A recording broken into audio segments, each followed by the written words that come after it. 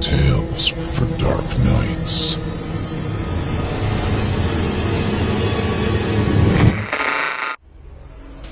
The following performance is a second-round entry in the 2016 Evil Idol competition, and you, the listener, get to help decide who wins. Like what you hear? Click the thumbs up. Don't care for it? Click the thumbs down. Good luck to all of our contestants.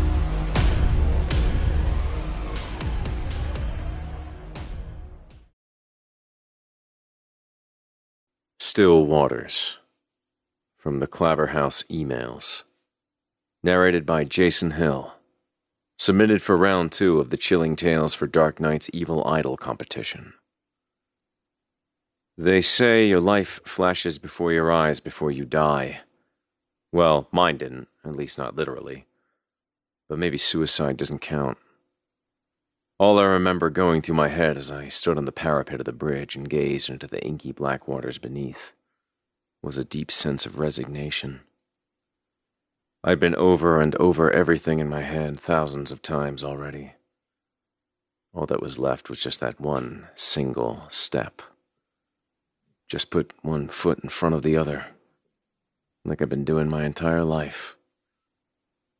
The night air was fresh and cool against my face, like the farewell kiss of long-lost love. I closed my eyes and raised a foot into the empty air in front of me. And that's when I stopped, hesitated, just long enough for my life to take a very different turn.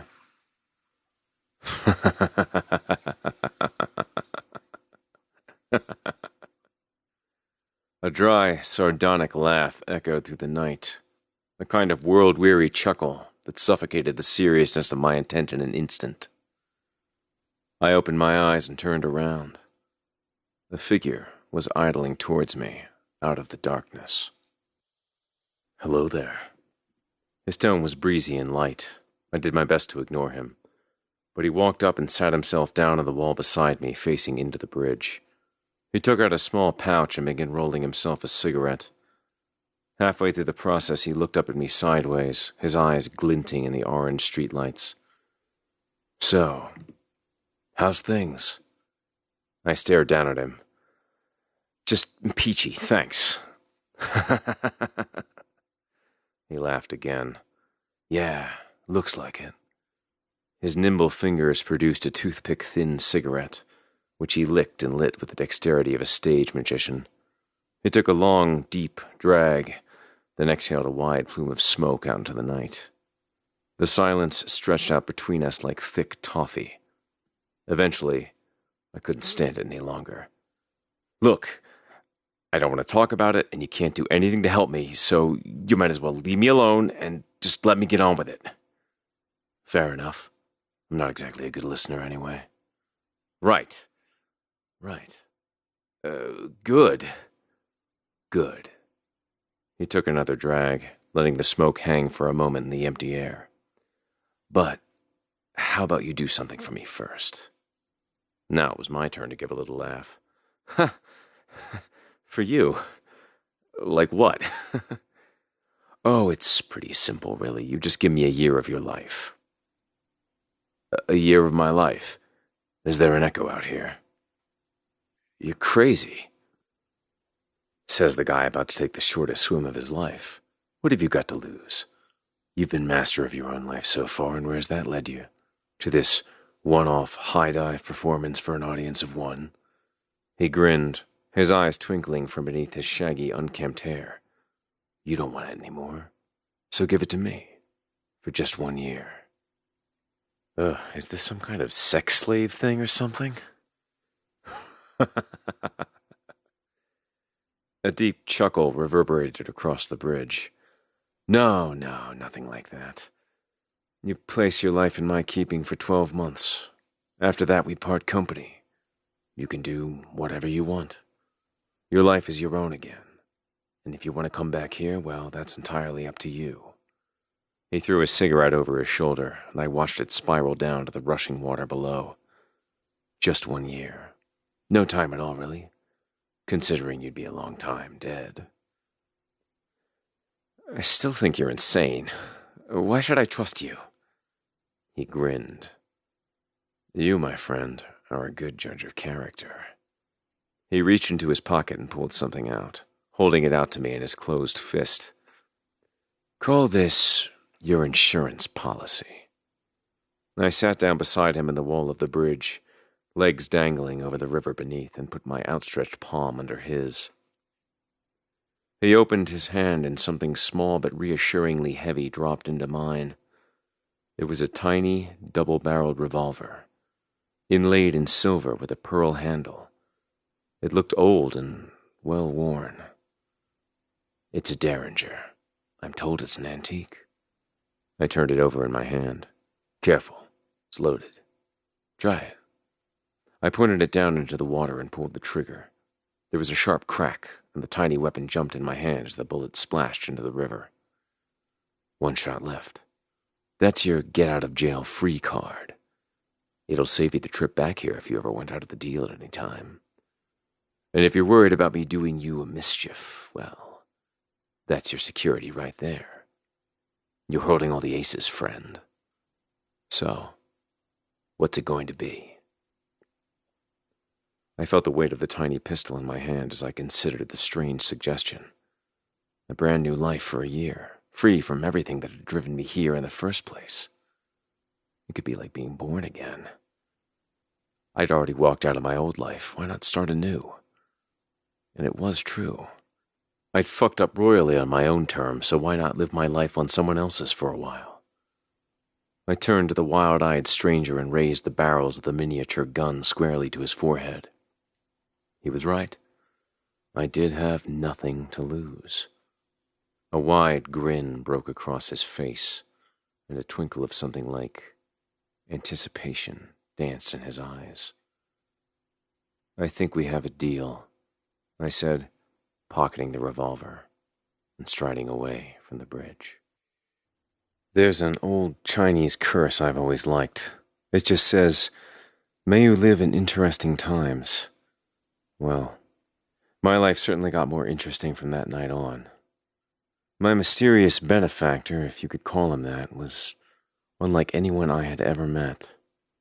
He showed me that beneath the surface of things, behind the veneer of humdrum normality that most people work hard to lose themselves in on a day-to-day basis, there's another, deeper world lurking in the cracks and the shadows that is unlike anything you've ever experienced.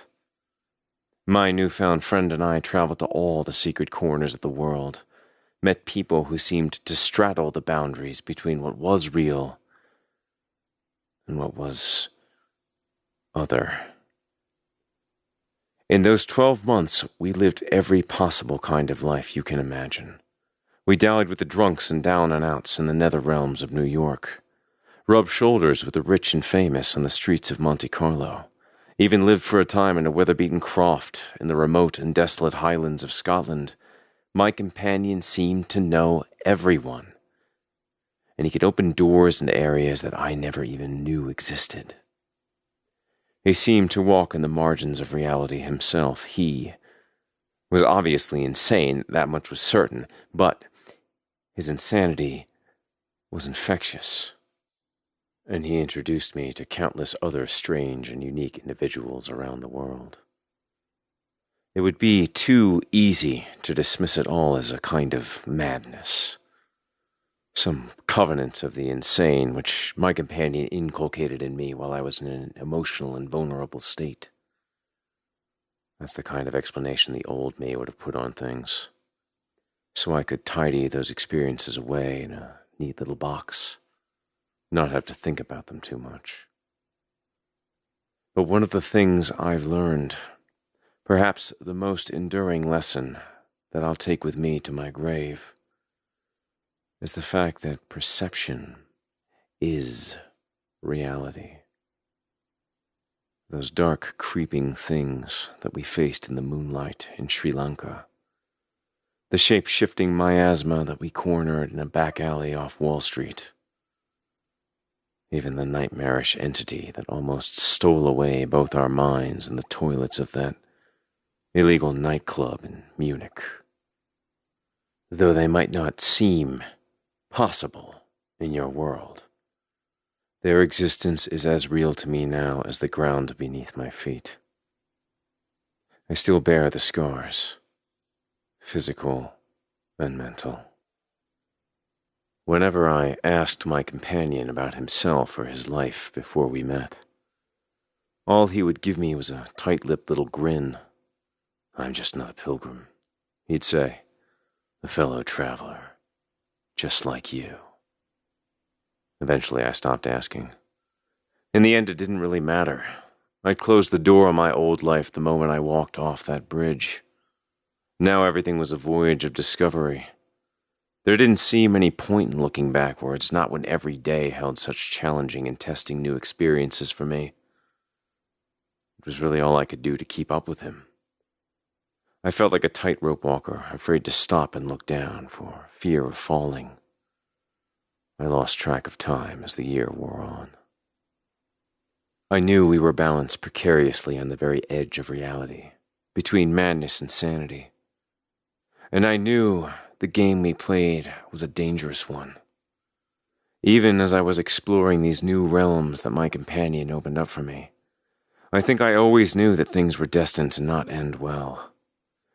You can't play fast and loose with the rules of what's real like we did, and not expect to come back one day and kick you in the face. Eventually it was the turn of the seasons that reminded me of our deal. The sting of winter was gathering in the air again. The Derringer seemed to weigh more heavily in my pocket than ever. In all the time we'd spent together, it had never left my side. I began to think about what would happen once the year was up. Would we just go our separate ways? Would I be left to fend for myself again, knowing what I knew and having seen what I'd seen? There was no returning to my old life, that was for sure. Those days already felt like some fading and half-remembered dream. I was suddenly very aware of time passing. My companion seemed to grow more and more distant as the days rolled on. Did he have a plan for when the year was over? Was he hatching another mad scheme with me at the center of it? Or maybe it was just me. Maybe as the deadline drew closer, I was getting paranoid, and my newly attuned senses were picking up on things that simply were not there. Still, I began to look at my friend with new eyes.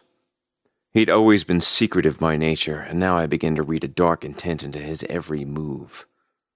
I'd seen him be callous, even brutal in the way he dealt with people, and I knew how easily he could turn on a whim and throw my world upside down. He was a man of his word, but once our deal was done, there was no telling what he might have in store for me.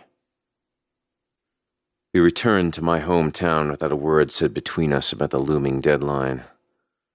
The old streets that had once been my home seemed peopled by sinister shadows and malicious whispers that died away before I could catch them. The place was utterly alien to me now, like a cheap stage set full of bad bit-part actors. It gave me a sick feeling in the pit of my stomach to be back there again. My companion appeared to grow more distant with each passing day. He seemed flat, uncommunicative, and my growing fear and suspicion filled his silences with unspoken yet sinister motives. It got so that I could hardly bear to be around him. His very presence began to feel threatening to me, and his unpredictable and eccentric nature, which I had found so intriguing, only instilled in me now a growing sense of dread. I became convinced that I had to do something and do it soon before the year was up. A kind of heavy malignancy seemed to hang in the air, tainting everything it touched. The tension was almost unbearable. "Pull over," I said. My voice sounded thin and wavering against the low growl of the van's ancient engine. He looked over at me with something like resignation in his cold blue eyes. The van slid to a halt in a small alcove on the outskirts of town. "And so we come full circle," he muttered under his breath. I took the Derringer from my pocket and again pointed it squarely at his forehead. It looked ridiculous in my oversized hand, like a child's toy. But something in my manner must have conveyed the seriousness of my intentions. He shut off the engine. "Get out of the van," I said, still without a clue as to what I was going to do next. Without a word, he opened the door and slid out of his seat. I followed, the cold night air washing over me like icy water. We faced each other by the side of the road, the lights of the city twinkling in the background. "So, now what?" As ever, he seemed entirely unfazed by this new development. "I was about to ask you the same question." "That was always your problem. Too many questions. You find answers in the doing of things, not in the asking." "What does that even mean?" I was getting flustered. He remained cool as a cucumber. "Look, I want to know what you've got planned for me. Where we go from here." "How should I know? You get your life back. What you do with it is entirely up to you." Somehow I doubted that. "But how could you do that? Just walk away after everything we've seen, everything you've showed me?" He shrugged. "What were you expecting? Some pot of gold at the end of the rainbow? There is no end point, no goal. Things just continue on, and what goes around comes around." "Yeah, thanks for that, Yoda. That cleared things up on no end." He gave a tired little half-smile.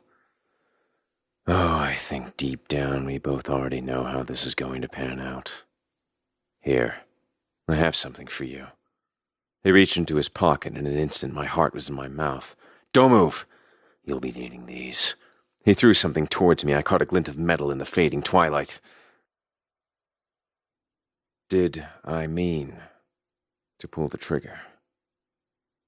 I honestly don't know. It all happened in an instant. The crack of the pistol sounded obscenely loud coming from that dainty little toy gun, but the bullet somehow found its mark despite my trembling hand. And the man who had been my constant companion for the last 12 months instantly crumpled to the ground. I looked down to see what he had thrown at me. 2 bullets for the Derringer lying in the dirt by my feet. I dragged his body into some bushes by the side of the road and sat in the van to think. I rolled myself a cigarette to calm my nerves. As the van filled with smoke, I loaded up the gun with the 2 bullets I'd been given. I sat there for a very long time, the loaded gun cradled in my hand. Eventually, I came to a decision. I put the gun back in my pocket, started up the van, and drove out to the bridge, the place where it had all began. Maybe my companion had been right.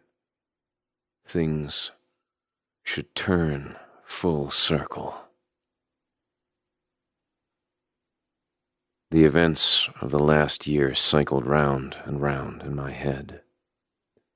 There was no way I could go back to living a normal, humdrum life. Not after everything I had seen. There was simply no place for me in that world anymore. Everything had lost its luster. When your only choice is no choice, you just do what has to be done. I pulled up at the bridge and got out of the van. Walking towards the parapet, I felt empty and numb, like a machine going through the motions. Then I stopped dead in my tracks. There was a figure already standing there, framed in the cheap neon glow of the streetlight, gazing into the still waters below. Just another pilgrim. A fellow traveler.